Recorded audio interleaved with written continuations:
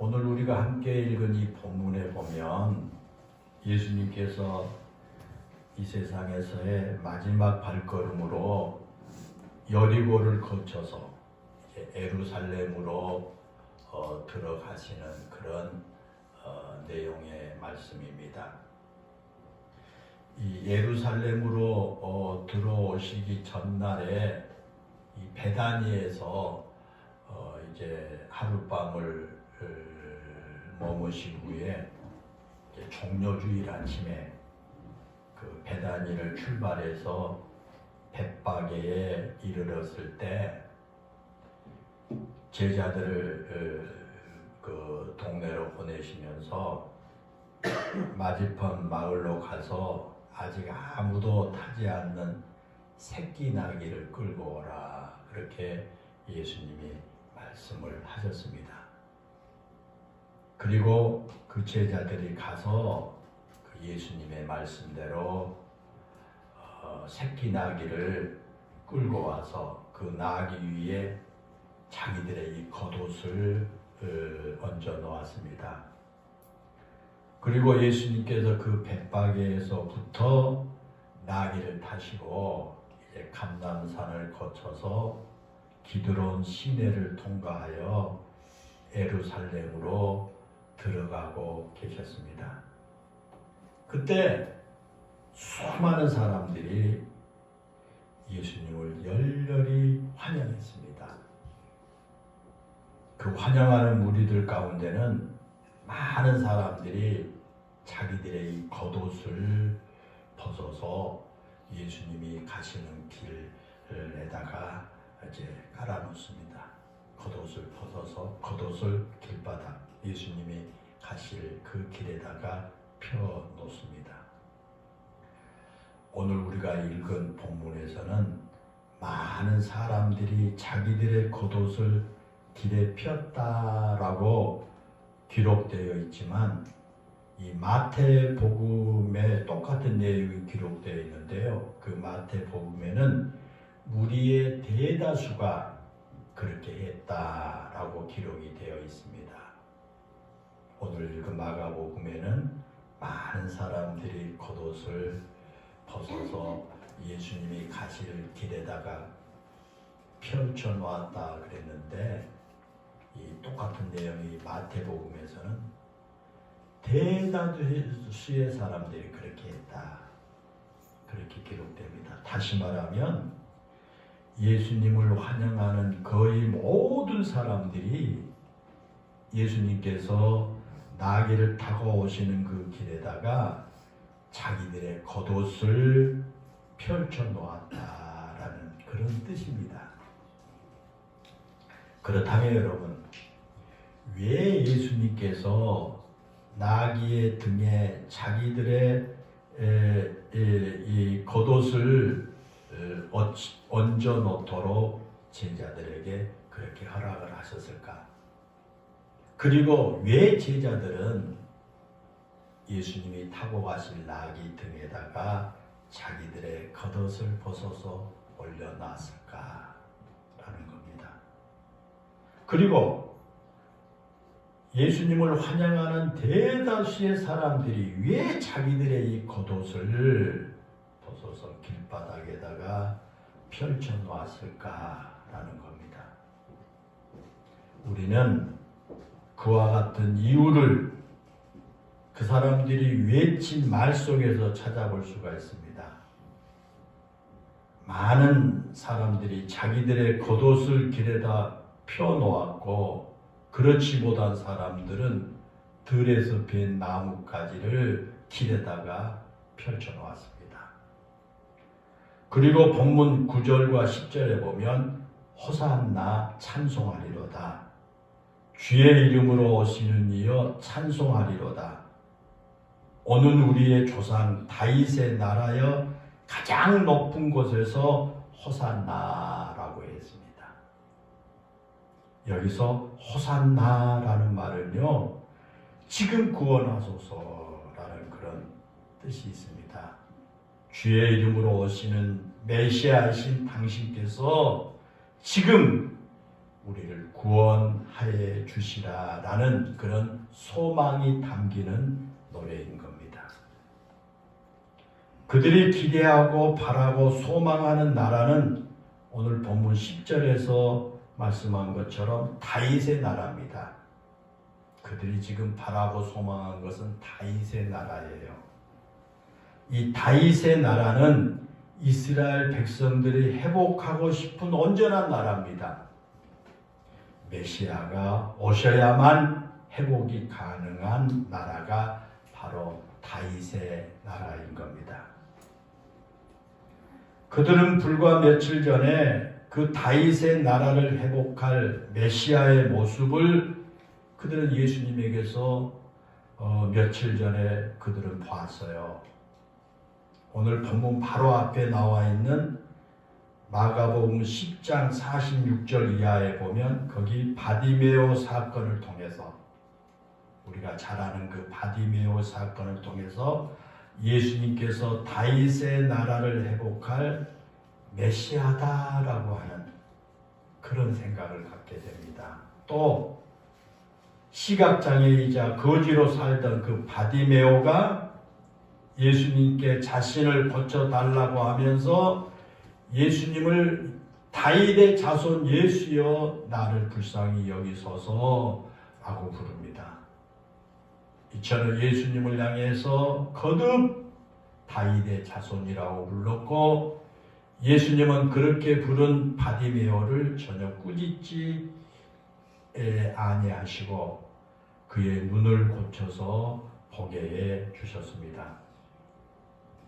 그리고 다윗의 자손이라고 하는 말은 오늘 본문에 나온 다윗의 나라라고 하는 말과 맥을 같이 합니다. 이게 다윗의 자손이여 그 말과 오늘 본문의 다윗의 나라라고 하는 것은 맥을 같이 하는 그런 말씀이 되겠습니다. 메시아가 통치하는 그런 나라가 다윗의 나라라고 한다면 그 나라를 이루실 분은 다윗의 자손일 겁니다. 누가복음 4장에 보면 예수님께서 가난한 자에게 복음을 전하고 포로된 자에게 자유를, 눈먼 자에게 다시 보게 함을, 눌린 자에게 자유롭게 하는 것이라고 그렇게 말씀을 하셨습니다. 그것이 바로 메시아가 오시면 하실 일이었다라는 겁니다. 그런데 여러분, 예수님께서 눈멀고 가난한 사람이었던 바디메오를 고쳐주신 겁니다.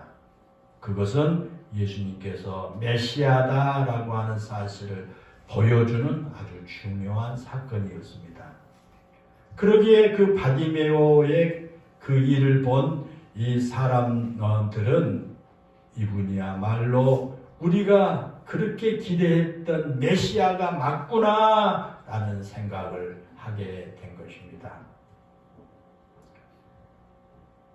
그런 예수님께서 나귀를 타고 예루살렘으로 들어가시자 사람들이 마치 새로운 왕을 맞이한 것처럼 예수님을 맞이합니다. 또한 예수님의 제자들 역시 예수님께 기대하는 바가 무척이나 컸습니다.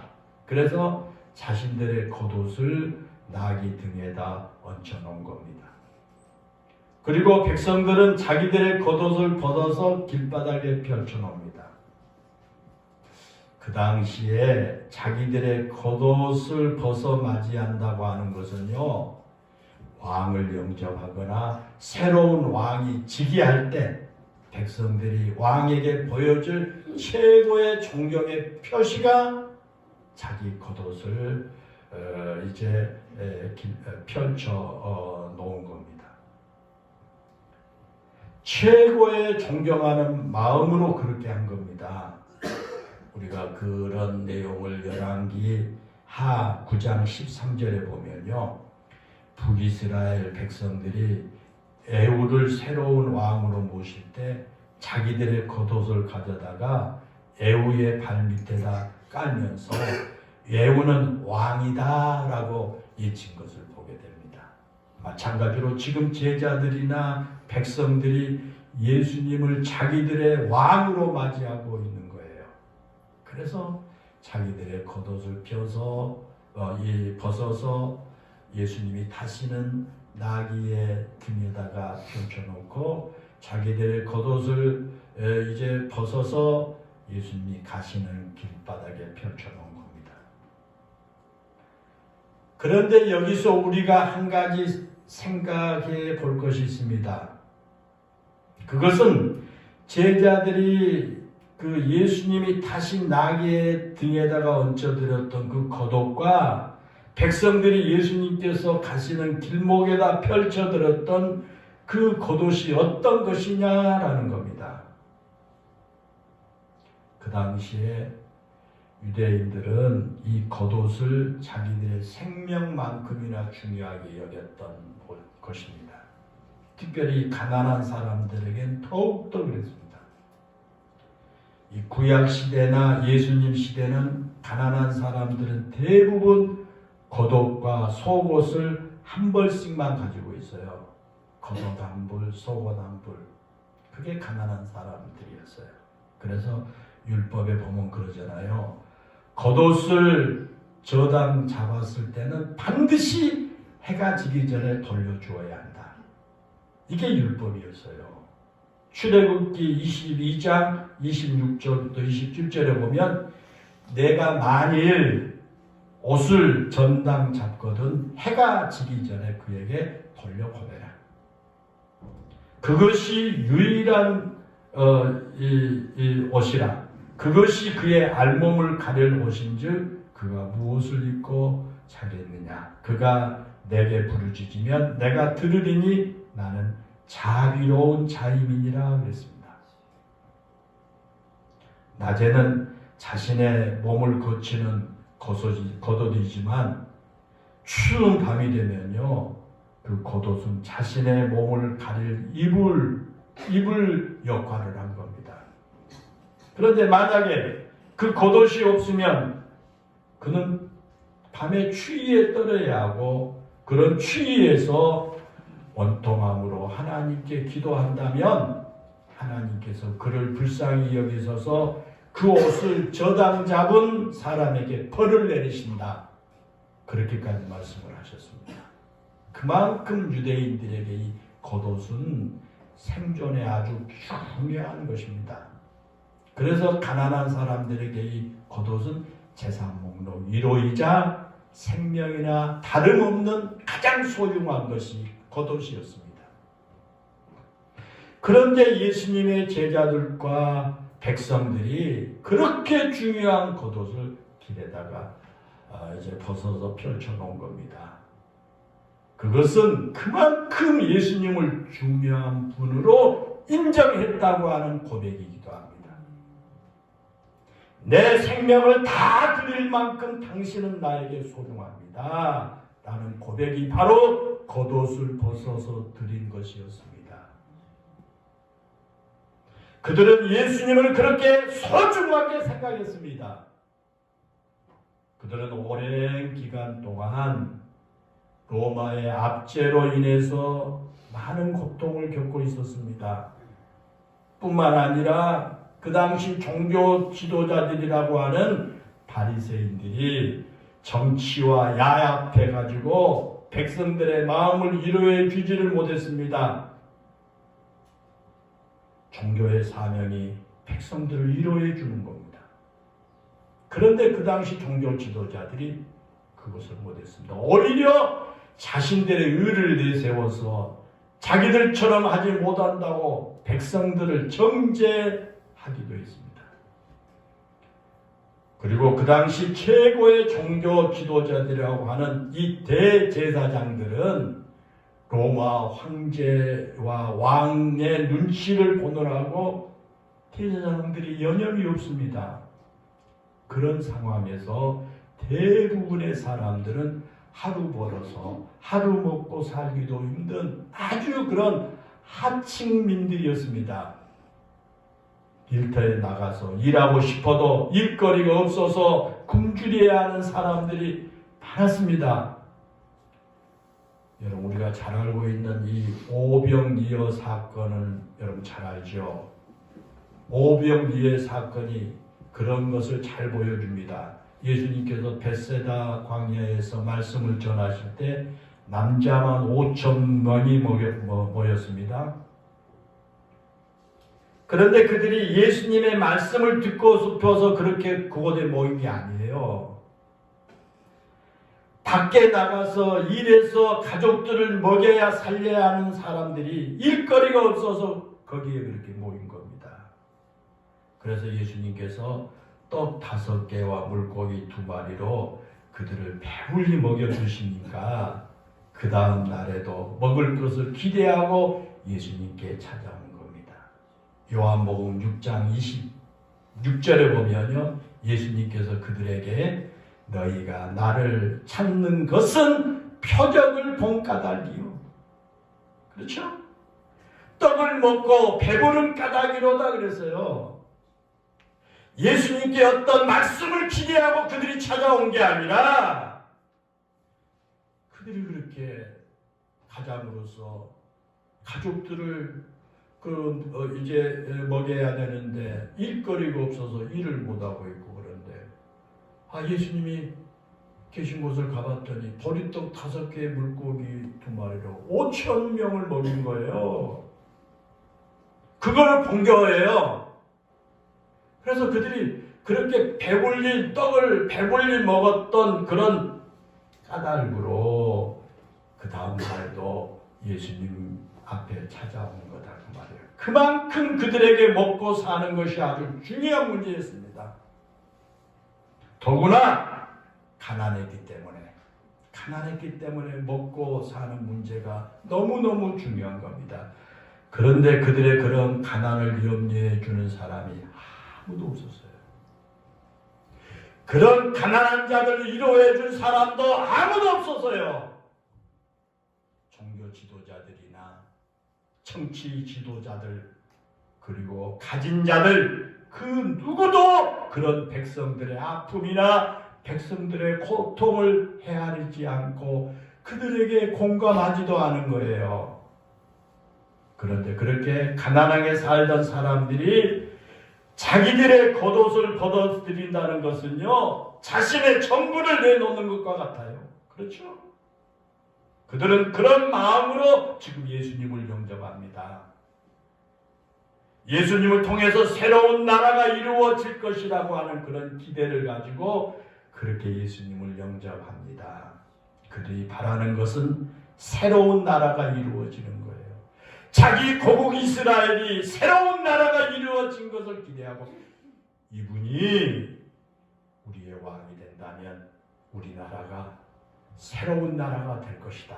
그런 기대감으로 열렬히 예수님을 환영한 겁니다. 사랑하는 여러분, 그와 같이 자신들의 생명만큼이나 중요한 겉옷을 벗어드린 예수님을 맞이했다면 그런 마음을 계속 간직하고 예수님을 따라야 하지 않겠습니까?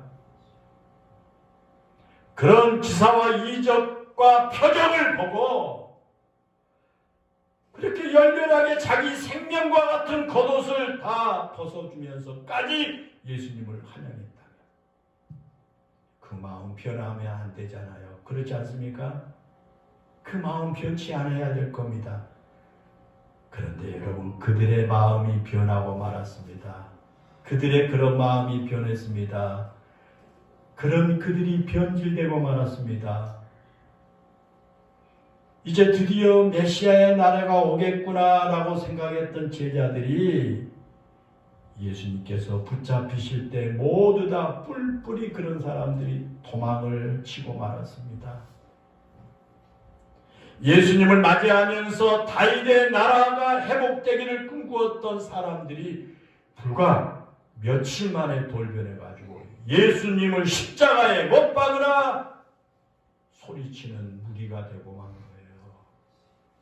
자기 생명과 같은 겉옷을 벗어서 예수님이 오시는 길가에다 펼쳐드리면서 호산나 열렬히 환영했던 그들이 며칠도 안 돼서 그 예수를 십자가에 못 박으라고 고함을 치는 그런 사람들로 변했다라는 겁니다. 여러분, 왜 그들이 그렇게 마음이 변했는지 아십니까? 왜 그들이 그렇게 변했을까요? 그 당시 제자들은 예수님께서 예루살렘에 들어가시면 자신들이 무언가 큰 권력의 자리에 오르게 될 것이라고 생각했어요. 예수님이 이제 예루살렘에 오시는구나. 이제 예수님이 왕이 되시게 되면 예수님의 가장 측근인 우리가 한 자리씩 할 것이다 생각을 한 거예요.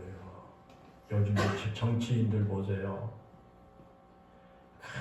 자기 모든 것 하면서 따르잖아요. 왜 그분이 대통령이 되게 되면 자기들이 무언가 한 자리씩 할 수 있다 생각하기 때문에 그런 거예요. 제자들이 지금 그랬던 거예요. 그래서 마가복음 10장 35절부터 45절에 보면 제자들이 예루살렘으로 가던 그 노상에서요, 자기들끼리 뭐라고 하냐면 누가 주님의 오른편과 왼편에 앉을 것인가를 놓고 자기들끼리 다투고 있었잖아요. 예수님이 왕이 되게 되면 누가 그 왕의 오른편과 왼편에 앉을 건가 서로 다툰 거예요. 그런데 예수님께서 권력의 자리에 오르시기는커녕 겟세마네 동산에서 기도하신 후에 군병들에게 붙잡혀 가시자 더 이상 예수님께 기대할 게 없어요. 오히려 자신들도 붙들려서 해코지를 당하지 않을까 두려운 거예요. 그래서 제자들 모두가 예수님을 버리고 다 도망갔지 않습니까? 이스라엘 백성들도 다르지 않습니다. 그들도 예수님을 자기들의 왕으로 이 왕이 될 것으로 기대를 했지요. 특별히 오병이의 기적을 경험하고 난 후에 그들이 예수님을 억지로 자기들의 왕으로 삼으려고 막 했습니다. 그때 예수님께서 조용히 그들을 피하셨지만 그들의 마음속에는 그런 분이 우리의 왕이 되었으면 좋겠다라고 하는 생각을 버리지 않고 있는 거예요. 그런데 예수님께서 예루살렘으로 들어오시기 바로 직전에 바디메오를 고쳐주시면서 다윗의 자손이여라고 불러도 예수님께서 바디메오를 끄집기는커녕 그의 병을 고쳐주신 거예요. 그러자 그들의 마음속에 희망이 생긴 겁니다. 지금 예수님께서 나귀를 타고 예루살렘에 들어오시면 무언가 천지 개벽이 일어날 것이라고 하는 그들의 마음속에 희망이 생긴 거예요. 다윗의 나라가 이루어질 수 있도록 예수님께서 무언가를 하실 것이라고 생각을 합니다. 그래서 자기들의 겉옷, 목숨과 같이 소중한 그 겉옷을 벗어서 예수님이 오시는 길에다가 펴드린 거예요. 그런데 예수님께서 그런 것에 대해서 조금도 관심이 없잖아요. 그러자 자기들이 기대했던 일이 일어날 것 같지 않자 그들이 실망할 수밖에 없었고요. 어쩌면 이런 사람을 우리가 왕으로 기대했단 말인가라는 그런 배신감에 사로잡혀서 예수님을 십자가에 못 박으라 라고 소리를 친 겁니다. 사랑하는 여러분, 우리가 말하는 믿음이라고 하는 것은 늘 한결같은 것을 말합니다. 이게 여러분 믿음이에요. 우리가 믿음 생활한다 그러잖아요. 그 믿음은 한결같은 거예요. 큰 한결같은 걸 말해요. 그래서 신약 성경에서 보면 믿음이란 말이 신실함이란 그런 뜻으로 나옵니다. 믿음은 신실함이다. 신실함이라고 하는 것은 늘 한결같은 마음을 의미하는 거예요. 그게 신실함이에요. 우리가 믿음을 가진다라는 것은 늘 하나님을 향해서 신실하게 사는 것을 말해요. 우리가 믿음 생활한다라고 하는 것은 늘 하나님 앞에 신실한 삶을 살아가는 것이 우리 믿음 생활이라는 거예요. 그 신실함은 어떤 상황이나 어떤 환경이 바뀐다고 해서 변하는 것이 아니라 처음에 가졌던 그 마음 끝까지 끝까지 간직하고 사는 것이 신실함이요 믿음입니다.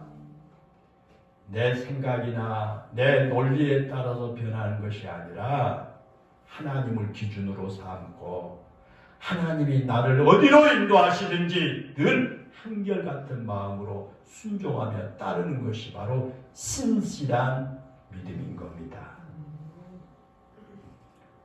그리고 여러분, 오늘 본문에서 자신들의 겉옷을 펴들었던 제자들이나 열렬히 환호했던 무리들을 한번 생각해 보십시오.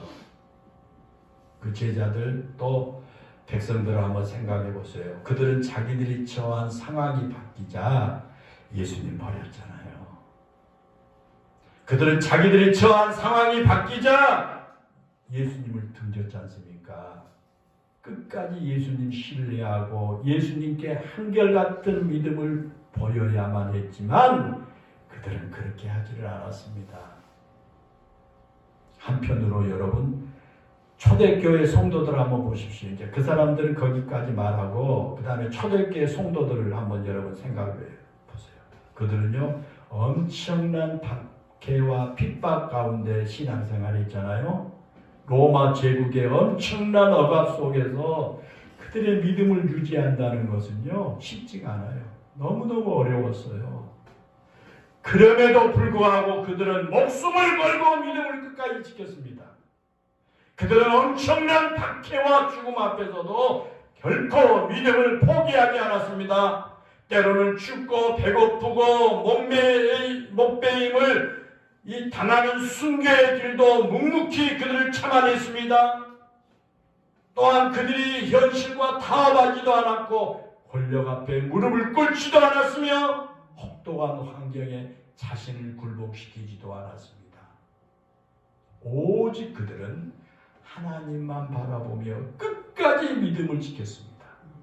누가요? 초대교회 성도들이에요. 사랑하는 성도 여러분, 그렇다면 여러분의 믿음은 누구를 더 닮았다고 생각합니까? 내 믿음은 누구를 더 닮았는가? 오늘 본문에 나오는 사람들인가? 아니면 초대교회 성도들인가? 나는 지금 누구를 더 닮은 믿음을 가지고 있는가라는 겁니다. 한때는 자신의 전부와 다름없는 겉옷까지 벗어서 예수님을 맞이했지만 상황이 좀 바뀌자 예수님을 버리고 배신한 제자들이나 군중들의 모습이 혹시 여러분의 모습은 아닙니까? 하나님께서 여러분의 기도에 응답해 주실 때는요, 할렐루야, 좋으신 하나님이라고 힘껏 목소리를 높여서 찬양하다가도 여러분의 삶에 좀 어렵고 힘들고 그런 어려운 일들이 들이닥치면 찬양하던 목소리가 원망의 소리로 바뀌지는 않습니까? 또한 하나님께서 베푸신 은혜를 경험할 때는 내 모든 것을 하나님께 드릴 것만 같았다가도 그 감격이 식으면 언제 그러느냐는 뜻이 아주 이기적인 태도로 돌변해 버리지는 않습니까? 한번 우리 되돌아보십시다. 사랑하는 여러분, 믿음은 한결같아야 합니다. 믿음은 변함이 없어야 됩니다. 그리고 믿음은 늘 성숙해야 합니다. 환경 때문에 흔들리고 감정 때문에 흔들리는 것은 그것은 언제나 믿음일 수 없습니다. 여러분, 나를 위해 십자가를 지신 예수님을 위해 여러분의 겉옷을 벗어서 드릴 수가 있습니까? 나의 가장 소중한 것, 내 생명과도 같은 것, 내 재산 목록 1호와 같은 것을 예수님을 위해 기꺼이 드릴 수가 있습니까? 한번 우리 자신을 되돌아보십시다. 그런데 여러분, 그것보다 더 중요한 게 있습니다. 그것은요, 그런 믿음과 그런 마음이 끝까지 간직할 수 있느냐가 더 중요합니다. 물론 우리도 끝까지 변함없는 그런 믿음으로 살고 싶습니다. 그렇잖아요? 내가 천국 갈 때까지 이 믿음 변치 않고 살기를 원한다. 그 살고 싶어요, 여러분. 저도 그렇게 여러분 믿어요. 우리도 그런 한결같은 마음 가지고 신앙생활 잘하고 싶어요. 그러잖아요. 우리 영일교회 성도는 다 그럴 거예요. 신앙생활 내가 하나님 나라 갈 때까지 믿음 안에서 신앙생활 잘하고 싶다. 하지만 상황에 따라 변하는 믿음과 상황에 맞추어 가려고 하는 연약한 우리의 모습을 볼 때 때로는 우리가 속상해요. 내가 왜 그랬지? 내가 왜 그것 때문에 내 믿음이 이렇게 바로 서지를 못했지? 내가 왜 그것 때문에 내가 이렇게 신앙이 위축되고 찬양하던 내 입술이 원망, 기도하던 내 입술이 그저 원망으로 변했지. 그래서 내가 문득문득 속상해요. 그렇죠? 우리는 내 자신의 모습을 너무나 내가 잘 압니다. 내 자신은 내가 잘 알아요. 내가 잘하고 싶은데 잘 안 되는 안타까운 사실도 우리는 잘 압니다. 여러분 그렇죠? 사랑하는 여러분, 그러기에 우리는 내 자신을 너무 믿어서는 안 돼요. 나의 연약함을 솔직하게 하나님 앞에 인정하고 하나님의 도우심을 간구해야 합니다. 내 생각대로 되지 않는다고 분노하기에 앞서서 나의 그런 모습을 하나님 앞에 다 내어놓고 인정합니다. 내 속에서 나도 모르는 사이에 일어나는 그 감정의 소용돌이를 인정하고요. 그런 나의 모습을 하나님 앞에 다 내어놓고 하나님의 도우심을 구해야 합니다. 겉옷을 내어드린 제자들이나 겉옷을 길에다 펼쳐드린 군중들이라고 해서 그들이 예수님을 배신하고 싶어서 그랬겠습니까? 그러나 그들이 자신의 연약함을 보지 못했기 때문에 그런 비극에 빠지고 만 겁니다.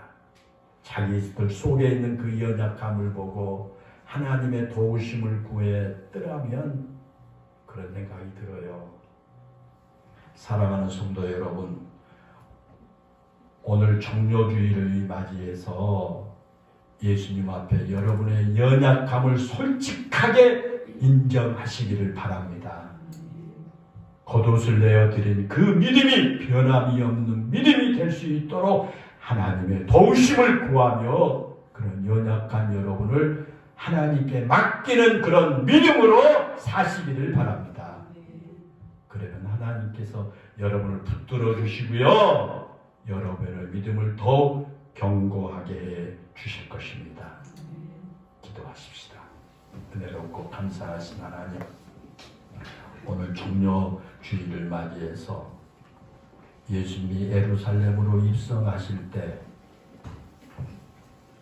예수님의 타고 가야 될 나귀의 등 뒤에 자기의 생명과 같은 그런 겉옷을 벗어서 얹어 놓으면서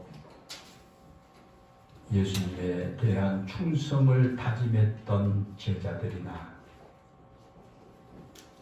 참으로 헐벗고 굶주린 가운데 매우 어렵게 살면서 자기의 생명과 같이 소중했던 겉옷을 벗어서 예루살렘 길바닥 예수님이 가시는 그 길에다가 펼쳐놓았던 그런 백성들, 그들 모두가 다 그들이 기대에 미치지 못하고 환경과 상황이 바뀌자 그 예수님을 버리고 배신하고 도망갔던 그들, 오늘 이 종료주일을 맞이해서 우리 함께 다시 나눴습니다. 우리 영일교회 모든 성도들에게 귀한 교훈이 되게 해 주옵소서. 우리에게 그러한 연약함이 있다고 하는 사실을 인정하고 우리 영일교회 모든 성도들 내 마음과 내 다짐과 내 힘이 아니라 전능하신 하나님께 도움을 구하고 하나님을 의지하는 그런 믿음 갖게 하소서. 우리 모든 영일교회 성도들 어떤 환경과 여건 속에서도 신실한 믿음으로, 변하지 않는 믿음으로 하나님 찬양하고 주님 앞에 충성을 다하는 우리 성도들 모두가 다 되게 해 주옵소서. 하나님께 맡기고 하나님의 도우심을 구하는 믿음으로 살게 해 주소서. 그런 우리 성도들을 하나님께서 붙들어 주시고 우리 성도들의 믿음을 더 견고하게 하여 주소서. 주의 거룩한 백성으로 남는 여생 하나님께 영광을 돌리며 행복한 삶이 되게 해 주옵소서. 우리 주 예수님의 이름으로 기도하옵나이다. 아멘.